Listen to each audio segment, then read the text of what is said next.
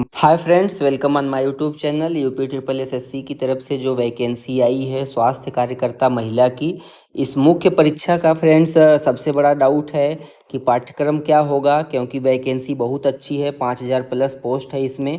तो आप अगर तैयारी अच्छे से करते हैं तो निश्चित रूप से आपका चयन होगा। और इसमें फ्रेंड्स क्या है, स्वास्थ्य कल्याण मंत्रालय में आपको निदेशालय में आपको काम करना है। तो इसका पाठ्यक्रम सबसे ज़्यादा ज़रूरी होता है। किसी भी एग्ज़ाम को आप क्रैक कर सकते हैं कब, जब आपको उसका सिलेबस मालूम होना चाहिए, उसके अंदर किस किस टॉपिक से क्वेश्चन आएंगे। तो आज हम मेन डिस्कशन है हमारा सिलेबस और किस चीज़ का, स्वास्थ्य कार्यकर्ता महिला का मुख्य परीक्षा के संबंधित परीक्षा योजना एवं पाठ्यक्रम की क्या है, परीक्षा कैसे होगी। तो यहाँ पे देखिए यह क्या है कि लेटर 2021 का है, 3 नवंबर। सिलेबस इसने राजेश प्रताप सिंह को भेजा गया है, सचिव Uttar Pradesh UP triple SSC को। तो इसी के बेसिस पे क्या है कि आपका परीक्षा होगा। सबसे पहले क्या है, परीक्षा में 100 प्रश्न होंगे, कुल अंक 100 ही होंगे और समय कितना होगा, 2 घंटा का टाइम होगा आपके पास। अब आगे देखते हैं। प्रत्येक प्रश्न 1 अंक का होगा। ऋणात्मक नेगेटिव मार्किंग भी होगी। नेगेटिव मार्किंग कितनी है, 1/4, यानी कि आपका एक गलत उत्तर के लिए 0.25 मार्क्स आपके काट लिए जाएंगे। यह तो रहा फ्रेंड्स एग्जाम स्कीम की, परीक्षा योजना क्या है। अब आगे हम बात करते हैं कि विषयगत ज्ञान, आपका सिलेबस पाठ्यक्रम क्या है। तो यह फ्रेंड्स हिंदी में है, आपको अंग्रेजी में भी हम दिखा दें। इसमें हिंदी में क्या है, स्वास्थ्य के निर्धारित तत्व, फिर भारतीय स्वास्थ्य समस्याओं के बाह्य रूप एवं योजनाएं, एससी, पीएचसी, सीएमसी और जिला अस्पताल का संगठन, primary health care, community health centre, ये सारी चीज़ें इसमें पूछी जाएंगी। स्वास्थ्य संस्थाएं, अंतर्राष्ट्रीय संस्थाएं जैसे World Health Organization WHO, UNICEF, UNFPA, UNDPA, विश्व बैंक, FAO, डैनिडा, यूरोपीय आयोग, रेड क्रॉस, अमेरिकी सहायता, UNESCO, Colombo Plan, ILO, CARE आदि राष्ट्रीय संस्थाएं जैसे Indian Red Cross, Indian Council for Child Welfare, Family Planning Association of India आदि जो हैं, इससे आपके प्रश्न बनेंगे। आप लोग इन टॉपिक को अपने सिलेबस जो आप एएनएम जीएनएम किए हैं या फिर सर्च करके आप लोग ज़रूर इसको पढ़ लीजिएगा। फिर 5वां पॉइंट क्या है कि स्वास्थ्य कार्यकर्ताओं के कार्य एवं दायित्व, यह सिलेबस का पार्ट है। 6वां सिलेबस का पार्ट क्या है, एएनएम के लिए आचार संहिता, कोड ऑफ कंडक्ट या मॉडल कोड ऑफ कंडक्ट क्या है। फिर 7वां पॉइंट क्या है, समुदाय में लोगों को सलाह देने में स्वास्थ्य कार्यकर्ताओं की भूमिका। लियो जी आपकी भूमिका पूछ रहे हैं। 8वां पॉइंट क्या है, स्वास्थ्य के लिए पोषण की आवश्यकता, पोषण एवं बीमारी पर आपसी संबंध।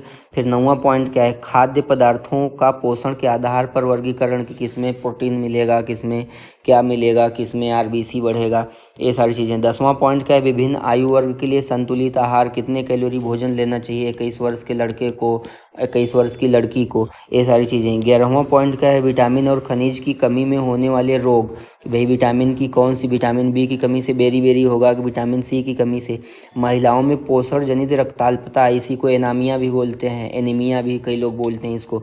12वां पॉइंट है 5 वर्ष तक के बच्चों का पोषण, पोषण में एएनएम, FHW आंगनवाड़ी कार्यकर्ता की भूमिका। देखिए कितना इंपॉर्टेंट पॉइंट है। पॉइंट नंबर 13 देखिए, मानव शरीर की संरचना और शरीर प्रणाली और उनके कार्य। 14वां पॉइंट है शरीर की स्वच्छता, इसे पर्सनल हाइजीन भी बोलते हैं अंग्रेजी में।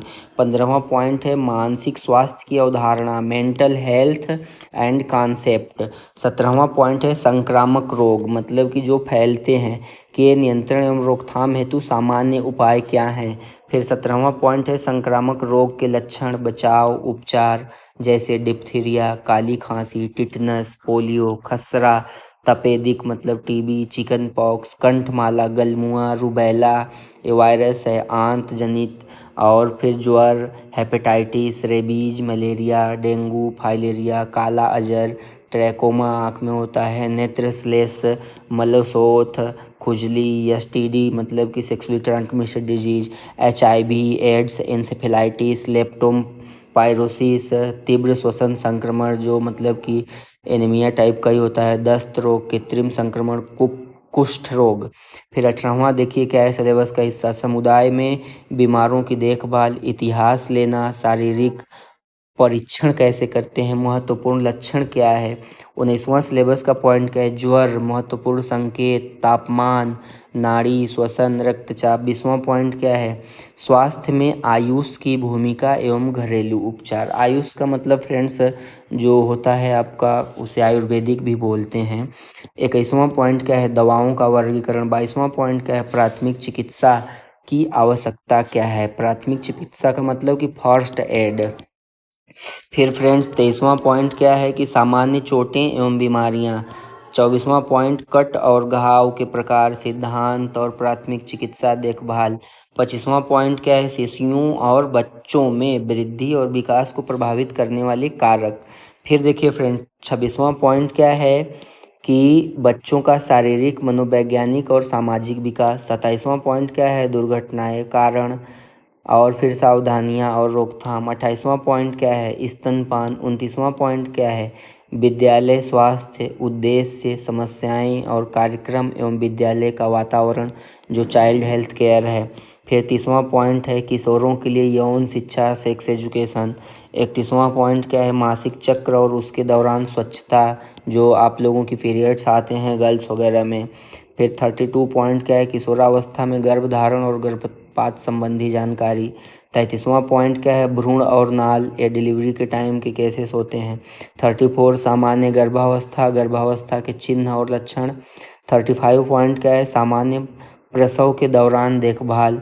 फिर 36 पॉइंट क्या है, नवजात की देखभाल। 37 पॉइंट गर्भावस्था की असामान्यताएं। 38वां क्या है, गर्भपात, गर्भपात के प्रकार एवं गर्भपात के कारण। तो फ्रेंड्स ये सारी चीज़ें हैं।